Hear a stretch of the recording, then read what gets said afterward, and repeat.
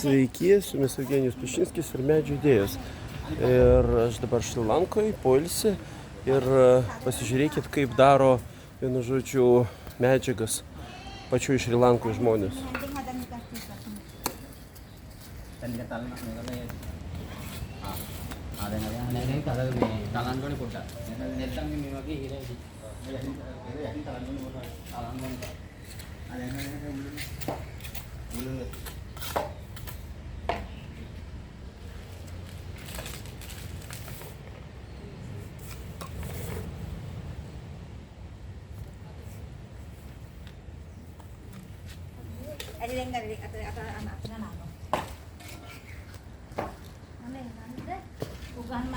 Ir va tokiu metodu gamina savo plytas, kad padaryti, vienu žodžiu, pastatus. Įsivaizduojat, kokiam lygmenį ir kaip viskas čia vyksta, kaip iš tikrųjų sudėtinga. Ir va čia paprasta šeima savo gamina pačios plytas iš mišinio, kad pastatyti toliau namą.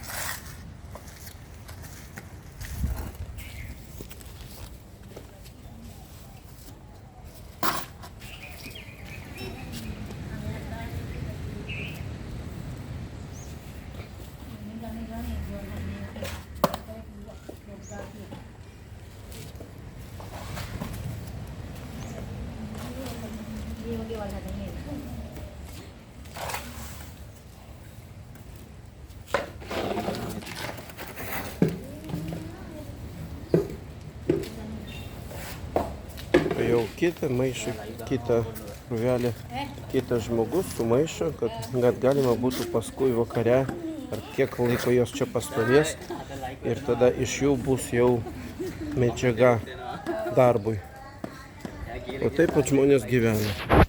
Vertinkit, ką turim.